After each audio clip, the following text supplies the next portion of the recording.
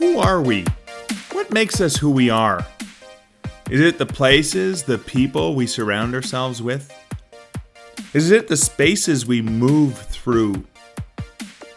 What happens when you return to a space that was part of your formative upbringing, that it was part of everything that was once your entire world, as you're about to say goodbye to it? Welcome to the Stark Reflections on Writing and Publishing podcast. There has never been a better time for writers. More information, options, and opportunities are available to you, but navigating these requires insight. Join Mark Leslie Lefebvre as he draws upon more than a quarter century of experience as a writer, a bookseller, and a trusted book industry consultant to explore and reflect on the writing and publishing landscape to help you make informed choices on your writer journey.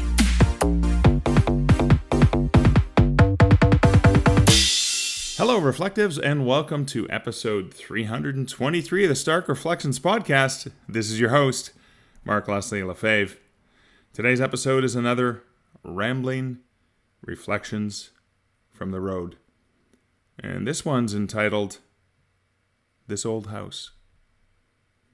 I'll get to that in just a minute, but I want to first say that this episode is sponsored by the patrons of the Stark Reflections podcast, where over at patreon.com/Stark Reflections, patrons get access to additional content, bonus material, extra goodies just to say thank you for supporting this podcast. And you can support this podcast as a patron over at patreon.com/Stark Reflections for $1, $3, $5 a month.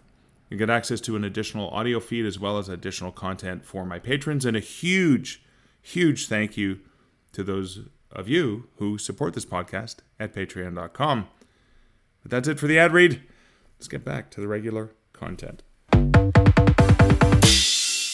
As I mentioned, this is a Rambling Reflections from the Road episode. I did a number of them this summer, and I'm doing one more. I am recording this on a Thursday, September 14th, 2023, and I'm recording this from this old house. House over at 43 Cedar Street in Levack, Ontario, the house where I grew up. Most of my life, as a child, I should say, I lived here until around the age of 18, 19, when I first moved away to go to school. And I'm currently up here in Levack, Ontario, which is about 45 minutes northwest of Sudbury, Ontario. Sudbury being the nickel capital of the world, a major mining community. And I have sold my childhood home. This is the home that until last year my mother still lived in, and I guess until late last summer still had a lot of the possessions that go back to my baba, my mother's mom, who this was her home before my parents moved in. And I'm gonna basically be ramblingly reflecting on being up here and what I'm doing, and I will tie it back to writing, because this was the home I lived in when I first got bit by the storytelling bug, when my mom used to read books to me as a child, and I loved reading and I loved writing, and this is where I discovered my love of writing, and this is where I wrote a lot of work, some of which is still available and published and out in the market. But let me go back, because this is a rambling reflection. I have no script. I've turned on the mic and I am just going to speak. So some of you may enjoy that. Others have already stopped listening, and that's okay. That's the beauty of this podcast world. You can listen to the things that work for you and maybe not some of the others. Okay, so I am in this home that is going to be closing. I've sold the house. I put it up for sale. It's sold. It closes on the 28th of September. So I traveled up here yesterday on September 13th from Waterloo. Did the approximate 5-hour drive to get up here. did some work when I got here last night, and then more work this morning. Just finished a presentation for Draft to Digital that I did for the Washington division of the National Press Club, basically walking through some of the ways that their members could leverage a Draft to Digital for their publishing, and getting obviously the podcast ready, as I do every Thursday. But I'm in this home that doesn't really have all of the things that were in it. Now, I've lived in this home since approximately the age of 5. Now, I did when I was adopted and brought into, it was a home across the street in Levack where my parents lived. They had a small house, and my mom's mom, Baba and Didu, grandmother, grandfather, were living in this home, and this is the home where my mom grew up. So many decades and decades and decades of family history here. And so when I was about 5, my grandfather died. My Baba had this larger home, and my parents ended up moving into the home here. And my Baba ended up taking what we call the basement apartment. It was always Baba's apartment, basically taking the basement. And basically there's a living room, kitchen, and bedroom and bathroom downstairs. And then, of course, my parents moved upstairs. I moved upstairs as well. But, of course, Baba was just kind of living with us. So I had the huge benefit of growing up with, two moms, basically, 3 parents, which was quite amazing. And so this again has been, it's interesting. I'm up here by myself right now. Liz is going to be joining me late Friday as she comes to town just for a couple days as I finalize some of the extra things. There's still some things to pack up and take care of, but the house is mostly empty, and I've kind of been rolling around in here by myself, as I did a lot last April when my mom was in the hospital and I was living in the house and going to visit her every day. But that was different because it was my mom's house and it had all the things. And so this is the house, and this is an interesting thing I'm trying to reflect on, is this is the house I grew up in. I've lived here since 5 years old till 18/19 when I moved away to university. But I've always returned to this home. This was always home. Always returned here. Brought my son here as he grew up. There's the garage door where we have marked his height all the way through the ages. And this was always home. And so it's interesting as I sit here, even though most of the furnishings are no longer here, it's no longer my mom's house, although it always, I guess, will be to me. And I'm reflecting on the attachment that we have to physical locations, that we have to places. I have my choice of where I can sleep. There's 4 different bedrooms I can sleep in this house. And I chose to go and sleep in what was my bedroom. But it's not. I mean, it hasn't been. But it has been forever. Mark's room, my bedroom. And as I was going to sleep in there last night and, reading a book on my Kobo, I was reflecting on how it was my room, but not, and hasn't been my room for longer than it was my room when I think about it. And as I walk around from room to room and look and stand in the living room, for example, and think about, the chair my mom often sat in, that was her chair, and where Baba used to sit. And my dad would only be there because my dad would go downstairs and actually watch TV in Baba's apartment because he wanted to watch different things than my parents. But even, growing up, when I was much younger and there was only one TV in the house, everyone sat in that living room, and that's where the TV was the center of that living room. Right now there's a couch and a chair in there, and that's it. Well, there's a mirror and an end table, etc., but no TV anymore. And I think about how the functionality of a room can change depending on what's in it. I can think about the way we approach rooms is different depending on what's in it. Oftentimes you couldn't come to this house when my mom was alive and not have the TV on all the time. It was just always on. And yet, it's my mom who taught me my love of reading. even though the TV was always on. Now, again, when I was younger, I'm sitting in the kitchen, like not even at the table I sat in as a child, because this is not the same table, but sitting in the kitchen and looking at the spot where my mom used to sit when I was young. And every morning I would have eggs and bacon, 2 eggs and a pound of bacon. Yes, a pound of bacon every morning before I went to school. Well-nourished kid. I was skinny, though, back then. But my mom would be sitting. She would have an ashtray. She'd have her cigarette and a coffee. The radio would be on in the kitchen. And FM, back then, it was country music. That she would often have the country music station on to get the news updates, etc. And she always had a cigarette lit, coffee, and a Harlequin paperback. Always had Harlequin paperbacks. Always had a book on the go. My mom would read a dozen books a week. So I did definitely get my love of reading from my mom. My mom used to read to me. My mom worked at the local mini mart. And she would bring home comic books every week. She would purchase comic books every week and would bring home, and I had Richie Rich comic books and Disney, Mickey Mouse, Donald Duck, all of those things.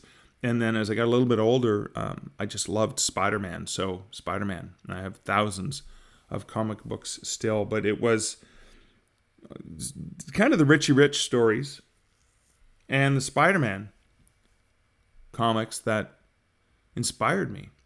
I played in this house, under the kitchen table, in the bedroom, my bedroom downstairs, on the stairs outside, with my little Fisher-Price figurines, and I would make up these stories to tell to myself and serialize them the way that the comic books, especially Spider-Man, were often serialized and would to be continued. And I would go weeks and weeks, sometimes months, unrolling these stories in my head, telling these stories to nobody but myself. I did love story, and I started to write, and I would write assignments for school, and I would even write little comic strips that I did myself, and then it was in this house that I discovered the Underwood typewriter that I started hammering out stories on. My cousin Rodney and I would write these sort of joking parody biographies of people we knew on the typewriter. It was one March break that he would come and stay here, and we would goof around together. But then I got serious, and I started to type out stories. I would type out stories and submitted stories to magazines and markets and contests at the age of 15. I got my first rejection. Well, lots of rejections as a young teen, of course, from asking people out. But my first rejection as a writer, and even at that young age, spending much of my summer in front of the typewriter, hammering out, a novel that I thought was an epic fantasy novel, a giant novel, which was probably only about 30,000 words. But to me, at that age, that was a significant amount of writing that I did. And I planned it out, and I mapped it out, and I sweated over it and hammered that out on the typewriter here in this house. I wrote a lot of stories, some of which, I ended up novelizing, turning into the novel I, Death. There was a story I wrote when I was in grade 10, right here in this house, in that bedroom that I spoke about. As I walk around the house, knowing I'm that's it. I'm the last of the people who lived in this house, who's here. My grandfather, my baba, my mom, my dad, all deceased, no longer here. I'm the last one. So it almost feels like this interesting legacy. And I've already gone through the mourning. I've already gone through being sad of the endings. That was a while ago. And yet I'm now sitting here after all this time, after all the work that Liz and I did to clear out a lot of the things. And we have a lot of interesting things that we've kept in our home in Waterloo that are remnants of these, I was going to say forefathers, remnants of my family, remnants of that part of my life, of growing up, of what it means to me. But right now, I just keep thinking, okay, this is going to be the last time I stay in this house. It's going to be passed on to wonderful young couple that my child and husband of friends of my parents that my parents knew and respected. And so I'm so honored and appreciative that it's going to be going to a young couple, that they can build an entirely new life here and new memories. And that's the interesting thing about when you think about spaces. You think about all the various spaces you were in. You think about the various moments in time that were significant to you. And regardless of what happens, regardless of the change, the place may no longer exist. There are buildings that are torn down and are renovated in significant ways that are just completely different. I think about all the bookstores that I worked at over the years, some of which have closed down and are no longer, but there are other stores or there's other operations on those same locations. The offices I've worked in that are no longer there. More recently, Drafted Digital, the head office. I think about the Kobo office that's recently relocated from when I worked there. Change, of course, is inevitable. And all of those things change. All of those spaces we're in, even if they were inspiring spaces, even if they come with decades and decades of precious memories, they are still with us. They're in our hearts, they're in our minds, and they are probably in the stories that we tell. Some of the stories, some of the characters, some of the things that I imagined right here in this house are still out there and other people are reading them. Some of them evolved and changed into things I don't even recognize anymore, but probably can be attributed back to something I conceived of sitting at a desk that had been my mom's desk when she was a child, here in this house. I walk around, I look at the for sale sign. I was looking earlier today at the thermometer outside the kitchen window that's always been there, showing both Fahrenheit and Celsius, and still consistently showing an accurate temperature. And oh boy, was it ever cold this morning. It's now getting closer to more temperate temperatures. You don't necessarily need to wear a jacket outside this time of the day, at least this time of the year. But I keep pausing and reflecting and thinking, and I'm kind of sad, and obviously I'm very nostalgic. I look at things and they come with memories. I look at, as an angsty teenager who was upset over girl issues, punching a hole in the wall right near the front door. And my dad was standing there and he watched me do it. And it was just completely out of the blue, according to them. But what was going on in my mind was really hard, and putting my fist through the wall. It was an accident. I meant to actually hit the frame of the door, which was very, very solid, with the side of my fist. Just kind of hit it really hard as I was in anguish. But I accidentally went through the wall, the drywall, and then turning and just looking at the look on my dad's face.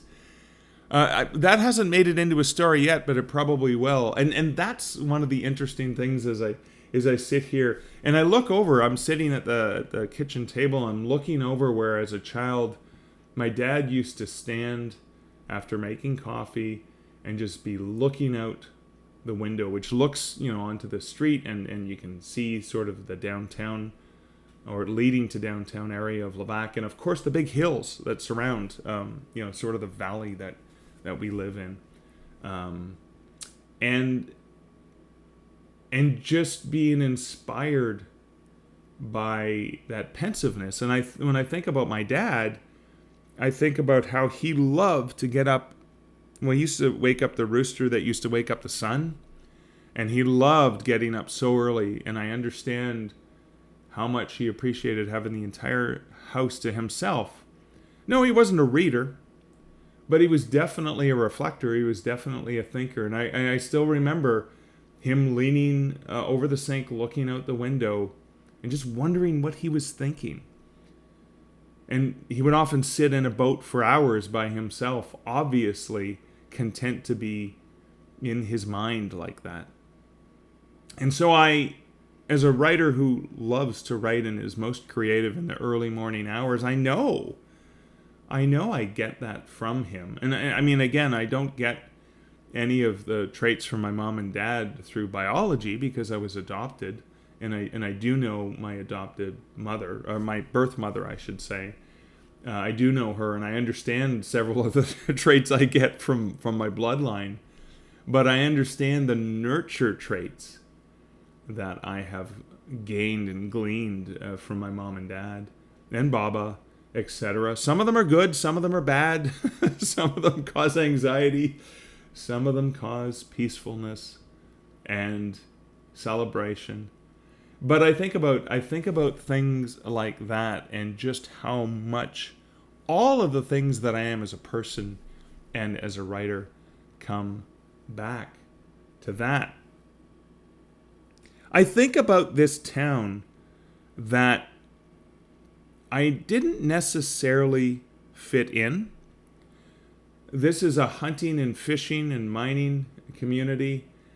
Sports, I was never... yes, I played hockey up until about grade 8 is when I think I sort of started to fade out of hockey. I loved it. I was really good at it for the age realm I was in. But I was never really into sports. I was never really into hunting and fishing. I liked being outdoors and I liked doing stuff with my dad, but not really avid in those things. I was more of a creative personality. I wanted to write. I wanted to tell stories, and that was a weird thing. I was a strange person here in this town. I obviously was not the strangest. There were people who were a lot more diverse than me. This wasn't a diverse community. It was mostly, white folks in this town. There wasn't a lot of diversity, but I did feel like an outsider a lot because of the way I looked at the world was a little bit different. And so I wanted to do more. I wanted to. In grade 13, we didn't even have, the high school was so small that we didn't even have an English class. We didn't, well, it had English, but there was basically English. That was it. There was no other, kind of credit you could get for grade 13. It was just plain English. But there was a writing course that I took by correspondence because I was so passionate about wanting to learn more about writing that I actually did a correspondence course. And this was back pre-internet days, way pre-internet days, where you would actually mail things, and my teacher was in Toronto, mail assignments back and forth. And I learned so much. And, I got Writer's Digest magazine I used to buy regularly. And I would buy the Writer's Market, and I would get that because I'd go all the way an hour into Sudbury to the closest bookstore and buy the annual Writer's Market and read Writer's Digest magazine and learn so much about writing from those days. The library was even closed for 2 months during the summer, but I still, would take out like as many, I think it was 14 books you're allowed to check out over that 2-month period. And I knew it wasn't going to last, and I did my very best. But even going into the library and being that weird kid who wanted to get books on Sasquatch and the Loch Ness Monster and UFOs and weird stuff like that. But the librarians understood me. They were some of the few people that really got me and understood me. And so moving away for university and going to, the big city of Ottawa was a significant thing for me. And yet, even though I never fit in here, I never felt like I fit in because I was the weirdo creative. And there were friends and people and teachers who encouraged me. I had all those things. I have nothing to complain about, which is perhaps why I still have such an affinity and love for this town. No, I don't think I fit in all that well here, but there are good people who live here, kind, wonderful people who live here. But I feel still a bit like an outsider, even though I always feel welcomed when I come back to town. And it's this weird dichotomy that I have when I think about it. But up until now, I guess, up until the end of this September 2023, I've always had a place. I've always had a home that I could go to. I could always had a place that I could return to. So I'm now, and it's weird, I'm 54 years old, but I'm now at a point where I'm finally saying goodbye to my childhood home. And I know so many other people haven't been to their childhood home since whenever, right? That's not there anymore. The family moved on or whatever. So it's this weird juxtaposition that I have with the change after 5 decades of or more. I mean more, because this has been in the family for 3 generations now, and just interesting for me to be in this position and to reflect on that. Now, I have some writing deadlines that I'm working on. I'm not sure how much I'm actually going to get done. Most of the stuff I can get done here, because I'm very distracted, have been doing layout and getting cover stuff ready for a couple of the books that I'm publishing. Three of the books, actually, that I'm publishing for other authors. One of them is a fantastic novel, Sarah Cade's, which is Good Kind of Gone, which is in her Echo thriller / romance series. It's book 5, and that's being released just next week. It's coming out, so I've got the final work on that just finished up. I'm a little delayed on that. Working on the just finalized the cover with the cover designer. Death Drives a Semi, 25th anniversary of Ado van Belkom's horror collection, and just about to compile for Wolf Moon secrets, the writing secrets, and Wolf Moon helping authors win contests like Writers of the Future through dynamic techniques and things you can do to make your writing really, really shine. And so those are 3 of the book projects. So I can probably work on those as I'm distracted, because I can kind of, just compiling things and putting things together. It uses a different part of my brain than waking up and going, okay, now I'm going to write my magnus opus. Now I'm going to write. However, that being said, I do have a short story that I'm inspired to write for a market that opens up in October. And it's a horror story for a horror market. But the opening line of it is inspired by one of my favorite opening lines of a novel ever, and that is John Irving's A Prayer for Owen Meany.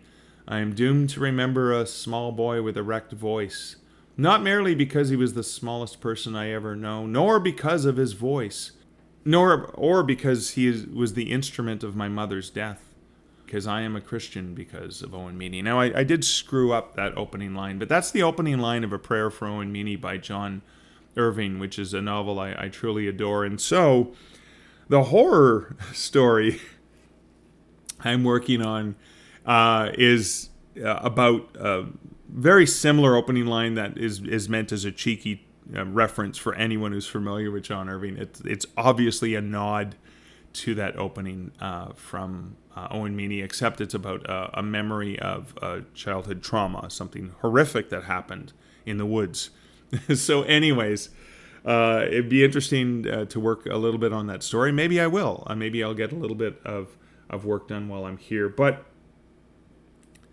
as I was driving up yesterday, I was listening to the new Terry Follis novel, which I'm actually loving. I had a friend who was recently reading Terry Follis for the first time texted me and said, "Oh my God, he writes just like you." And 2 things. Some of the humor that Terry writes in, and I'm very, such a compliment. I can't believe one of the highest compliments is like, "Oh my God, you think I write like him? He's a brilliant writer. I love his stuff." But it's some of the tongue-in-cheek ways that Terry writes, and I do apply some of that, especially into my Canadian werewolf novels. But even there's jokes where the narrator says, why use 6 words when 12 will do? Why use 12 words when 37 words will do? And that's exactly my style of writing and reflecting, as you see here. Why say it in 2 minutes when you can say it in half an hour? But anyways, I was reflecting a little bit. I would pause the book and just look at the woods and the rock cuts as I was driving north, and just think about all the times I had traveled here to visit family. All the times I've traveled here in the last year and a bit to come to this house and to do things at the house, to get it ready, to move things out, to bring stuff back home, to get it ready for selling. And I remember some of the stories I wrote and conceived of in the drive between Ottawa and Levack. I mean, some of my short fiction. Fall Spectacle. Literary kind of horror story that I wrote, which really I kind of imagined in my head when I was driving between Ottawa and Levack to come home. Some of the other stories, Morning Sun, a novel. The first novel, full-length novel that I wrote as an adult, around the age of, 20, 21, I think. And it was about a man whose father died, and he comes north to this house. It's this house, actually, very specifically this house. And he's tasked with finding, he has to scatter his father's ashes, and his father's request was scatter them at my favorite fishing hole. But, of course, the son never really paid attention, so didn't know where it was. So he has to spend the time going and talking to people that knew his dad and learning more about his dad to discover where his secret fishing spot might be. And then, of course, uncovers a deeply buried family mystery that he starts to unravel. And I'm thinking about how I want to go back to that manuscript. Oh my God, how many decades later? And see if it's actually worth publishing. Give it another rewrite, give it another polish. And actually, that's one I'm actually considering sending to a publisher that specializes in books written by authors from this far north. Particularly because it's set here in Levack and in Sudbury. But I guess all I'm saying is that I'm sitting here reflecting on a space and a place and the people who occupied this space with me, the people who formed who I am, and know that even though this space is no longer going to be mine, even though I'm no longer going to be in this space, this old house, this old space, all of the people who impacted my life, who lived here with me, who nurtured me, who raised me, who were a part of my life, who were friends and family and colleagues who came through this house, they will always be there with me. They will always be impacting me. They will always be carried in who I am and in so many of the stories that I continue to write. So here I sit in this old house with all these memories, all of these ghosts, all of these impacts, all of these influences in my mind, in my heart, in my thoughts, and in my soul. And I actually feel, yes, nostalgia and a little bit sad, but I also feel such gratitude and such inspiration. And I wonder at all of the possibilities of the things that I will continue to create and to push out into the universe that all stem back to all of those origins of that meek little scrawny kid who was encouraged to read and to allow his imagination to go wild, to go boldly, to go forth, to wonder what if, and to capture some of those wonderings on paper so that perhaps somewhere out in the universe, someone else may want to read them. Wow. I'm one lucky son of a bitch to have so much, to continue to be inspired by so much. I hope that you, dear listener, can find inspiration And maybe some of the things I've reflected on, maybe it's encouraged you to think about some of those things, some of those places, some of those people that are a part of all of the things that you are, some of the things you are, some of the things that you write and share and create and push out into the world. I hope you found something of value in my very self-therapeutic reflections that I'm sharing and pushing out into the world. And if you were inspired in any way, I do hope that you share your reflections with me. You can leave them over here at the show notes at starkreflections.ca. You can at me over on the X/Twitter sphere at Mark Leslie, or email me, mark@markleslie. As I said, that's it for the reflections here. That's it for this episode. Thanks for humoring me if you've made it all the way through in this rambling reflections in this old house. As always, this is Mark Leslie Lefebvre, and until next week, and until next episode, here's wishing you great writing and good Stark Reflections. Thank you for listening to the Stark Reflections podcast. You can find show notes for each episode at starkreflections.ca.